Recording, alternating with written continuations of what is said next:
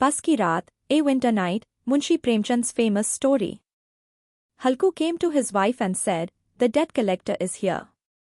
Give me the money we saved, so we can settle the debt and be free from this burden." Munni, his wife, was sweeping the floor. Without turning around, she replied, "We only have 3 rupees. If I give that to him, how will we buy a blanket? How will we survive the cold nights of January and February in the field? Tell him we'll pay after the harvest, we don't have any money right now." Halku stood silently for a while, thinking to himself. Winter was upon them, and there was no way he could sleep in the fields at night without a blanket. But the debt collector wouldn't listen, he would yell and scold. With this thought, he slowly moved closer to his wife and pleaded, "Please, give it to me. Let's at least get rid of this debt. I'll think of another way to get a blanket." Munni moved away from him, glaring, and said, "Think of another way? Let me hear what solution you have. Who's going to give you a blanket for free? We've so many debts already that we can't seem to pay off. I'm telling you, why don't you give up farming? You work so hard, and when you get a crop, it's used to pay off debts. We were born just to clear debts, weren't we? This kind of farming is useless. I won't give the money. I won't." Halku, disheartened, said, "So, should I let him insult me?" Munni responded, "Why would he insult you? Does he rule over us?" But as she said this, her anger softened. There was a bitter truth in Halku's words that seemed to shake her. She went to the shelf, took the money, and placed it in Halku's hand. Then she said, "You should stop farming now. At least with labor work, we can have a simple meal in peace. We won't have to deal with anyone's threats. Farming is a waste, you work as a laborer and put that money into farming, only to end up getting scolded too." Halku took the money and left, as if he were giving away a piece of his own heart. He had saved each penny for a blanket, but now the money was gone. Each step he took felt heavier as the weight of his poverty crushed him. A little distance from Halku's field, there was an orchard. Autumn had begun, and the orchard was filled with a pile of leaves. Halku thought, "Let me go gather the leaves and burn them to warm myself. If anyone sees me gathering leaves at night, they might think I'm a ghost. Who knows, maybe even some animal is hiding around. But I can't sit here any longer." He went to the nearby arhar field, uprooted several plants, made a broom, and, holding a burning cow dung cake in his hand, headed toward the orchard. Jabra saw him going and came close, wagging his tail. Halku said, "I can't sit still any longer, Jabru. Let's go gather leaves in the orchard and warm ourselves. Once we are warm, we'll come back and sleep. There's still a lot of night left." Jabra, whimpering softly, expressed his agreement with his master's idea and walked ahead toward the orchard. The orchard was engulfed in pitch darkness. Dewdrops were dripping from the trees.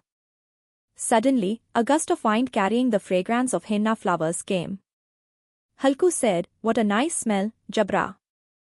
Do you smell something too?" Jabra had found a bone lying on the ground somewhere and was chewing it. Halku placed the fire on the ground and started gathering leaves. In no time, he had a large pile of leaves. His hands were freezing, his bare feet were going numb, but he kept building the pile of leaves. He would burn away the cold in that fire. Soon, the fire started burning. Its flames touched the leaves of the tree above and then retreated. In the flickering light, the grand trees in the orchard looked as if they were carrying the endless darkness on their necks. In that ocean of darkness, this light seemed like a small boat. Halku sat in front of the fire, warming himself. In a minute, he tucked his blanket under his arm and stretched out his legs, as if daring the cold to do its worst. He couldn't hide his joy at having conquered the immense strength of the cold.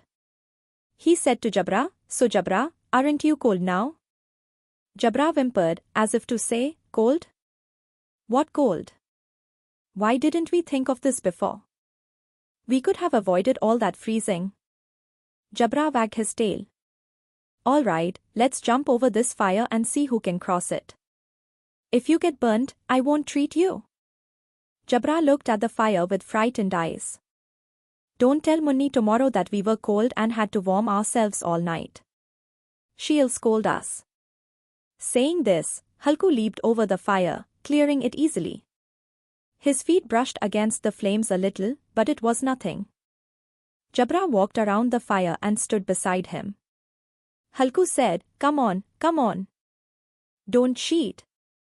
Jump over it." He jumped again and crossed to the other side. The leaves had burned out, and darkness returned to the orchard. Underneath the ashes, a little bit of fire remained, which flickered when a gust of wind blew, but in a moment, it would close its eyes again.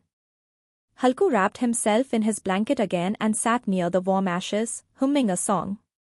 His body had warmed up, but as the cold intensified, drowsiness started to take over.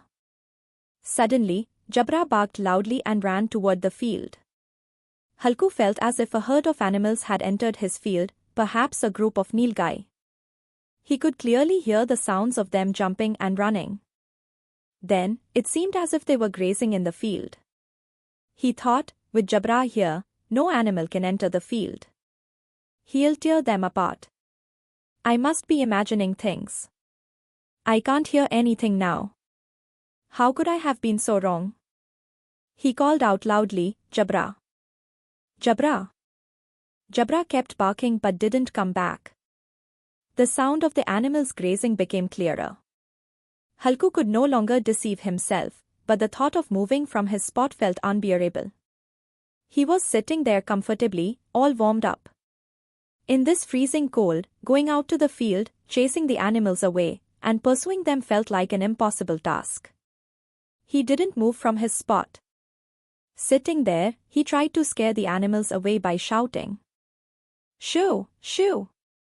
Go away! Ha! Ha!"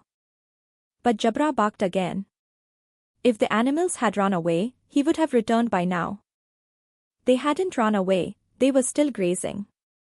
Perhaps they too understood that no one would bother to chase them in this cold. The crop was ready. What a great harvest it was. The entire village admired it, and now these wretched creatures were destroying it. Finally, Halku couldn't take it anymore.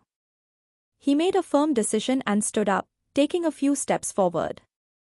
Then, suddenly, a cold gust of wind hit him, sharp as a scorpion's sting, and he hurried back to the dying fire, sitting down to warm his freezing body by poking at the ashes. Jabra was howling at the top of his lungs. The Nilgai were devastating the entire field, while Halku sat motionless near the warm ashes, engulfed by despondency as if bound by ropes from all sides. Eventually, he pulled the sheet over himself and fell asleep. In the morning, when he woke up, sunlight had spread all around, and Munni was standing beside him, saying, "Are you going to keep sleeping today? You are sleeping soundly here while the entire field has been destroyed. Everything is ruined. How can anyone sleep like this? What was the point of setting up the shelter?" Halku made an excuse, "I barely survived. All you care about is the field. I had such severe pain in my stomach, only I know how I suffered." Both of them went back to the edge of the field. They saw that there wasn't a single plant left, and Jabra was lying under the shelter, completely still, as if there was no life left in him. They both stood looking at the field. Munni's face was filled with sadness, but Halku was happy. Munni, worried, said, "Now we'll have to work as laborers to pay the taxes." Halku, in a carefree tone, said, "At least I won't have to sleep out here in the cold at night."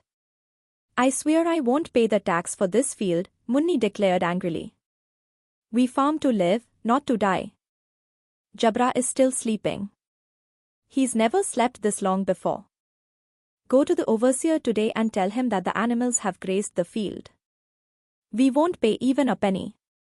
It was terribly cold last night. I'm saying one thing, and you are listening to something else. You are talking about inviting trouble. What does the overseer care about these things? Whether your field is eaten by animals, burned, or hit by hail, all he wants is his taxes. Then give up farming. I'm done with this kind of farming. Halku, in a resigned tone, said, "Honestly, Munni, I feel the same way sometimes, that we should give up farming. But when I think of laboring for others, my heart sinks. I am a farmer's son, and I won't work as a laborer, no matter how bad things get. I won't tarnish the pride of farming." Jabra. Jabra, will you just keep sleeping? Come, let's go home.